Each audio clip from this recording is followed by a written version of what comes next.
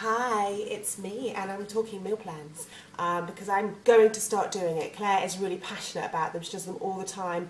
You go to her fridge, there's never a bit of food wasted. I, on the other hand, completely different and not that good at it. I always try, and then by Wednesday I'm like, oh, crikey, let's just get a takeaway tonight, or mess it up by going out for dinner or just fancying something different to what I'd planned. But this year, 2015, I'm going to be with you meal planning. Now hang on, let me just grab my piece of paper.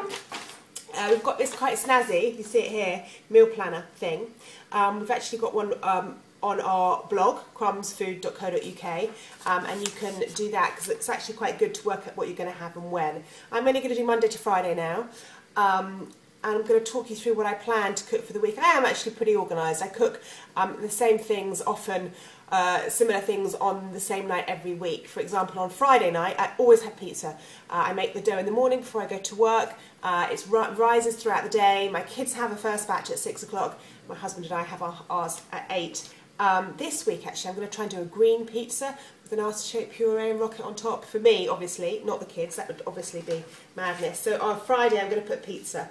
And I love the fact that we always have pizza on a Friday. It just means I don't have to think. It's the end of the week. I'm tired. I know what's for dinner. The kids know what's for dinner. We all know what's for dinner. Monday night. Now, Claire always has soup on a Monday night. For me, Monday, worst day of the week. Don't like Mondays, so I always try to make Monday night's dinner a bit of a treat. So last week I did a Greek shepherd's pie. The recipe's from our cookbook, lamb with mint and olives, delicious. This week I'm going to do a roast chicken. I often do this on a Monday night, not the full Monty, not with roast potatoes and roast parsnips and stuff. This week I'm going to do roast chicken. I bulk make gravy whenever I make gravy, so I've got some gravy in the freezer. We'll have it with peas, and either peas and rice or gnocchi. Gnocchi, those little potato dumpling things.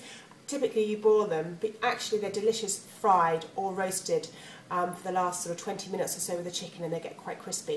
And it's super easy, super simple, no peeling. So I'm definitely going to do that. I'm definitely going to do gnocchi. So Monday, roast chicken, gnocchi and peas. I say peas, my kids aren't very good at vegetables. Peas, carrots and sweet corn.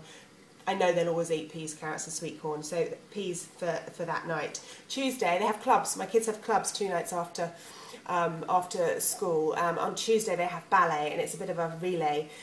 So sometimes what I do, if I'm organised, which this week I am going to be organised, is I make some basmati rice. I use basmati because it's got a lower GI index and keeps them fuller longer, apparently. And I do that with a bit of soy sauce, sweet corn and peas, and I just take it to ballet, and they'll munch on it while the other one's doing their class. And then when we come home, they'll have some cereal and a hot chocolate, or maybe cheese on toast or something like that. So for them, I always know Tuesday, I've got to take a snack for ballet. This week it will be savoury rice. And then my husband, he does an amazing soup maker, really, really good at soup. He often cooks French onion, but because we're having chicken on the Monday, I can make some stock with that chicken, leftovers and the bones. And so I think we'll have cauliflower soup, because cauliflower's in season at the moment. Cauliflower soup is delicious. So I think the 2 of us will have cauliflower soup on the Tuesday. The kids have drama on a Wednesday, and they don't get back till quite late, so I have to do something quite quickly. So what I often do, and it's a good way of getting them to eat oily fish, and they love this, I make salmon, which I roast in the oven, put it in, zoom out and get them. By the time I'm back, the salmon's done. And I do some of those part-cooked noodles. Do you know the ones I mean? That they come in packs and they take 60 seconds in the pan, and they're brilliant. So I'll do the noodles with maybe some soy sauce, maybe some sweet corn, some carrot curls, something like that. And I know that they absolutely love that. So that is brilliant. So we'll have salmon and noodles for them, and then for the evening the 2 of us will have salmon as well, and I'll roast it, and maybe we'll have a carb-free night and just have it with some green vegetables or something like that. So Wednesday's our fish night.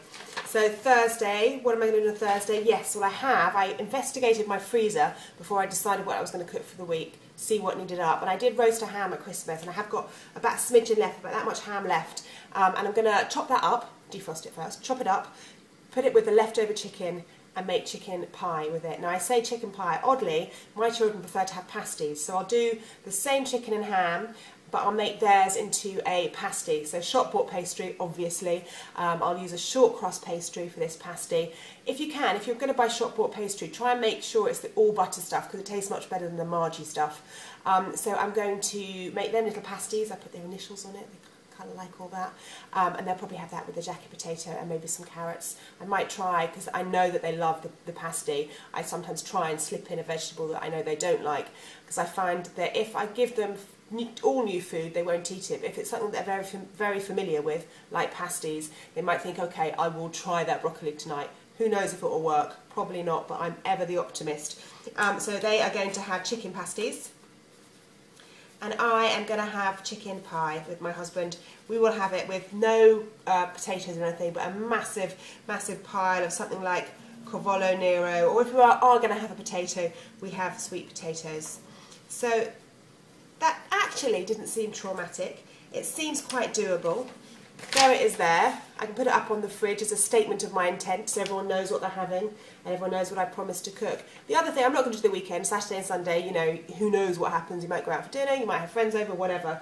The only other thing that I do every week without fail is I do something slightly unusual for breakfast. So this week in the fridge I've got some Earl Grey tea prunes, which are delicious with Greek yoghurt, nice with cereal, good for pudding as well actually. But on another week I might do something like banana and chocolate bread. So probably on a Monday night or a Monday morning if I'm up in time, I'll do something yummy like that to last us to have a bit of a mix up at breakfast time. But otherwise, this is it. This is the meal plan. The first one of 2015. If I'm going to be honest, it's probably the first time I've ever been this organised. Certainly the first time I've ever written it down. So let me know your meal tips, meal planning tips below. I'd love to hear them.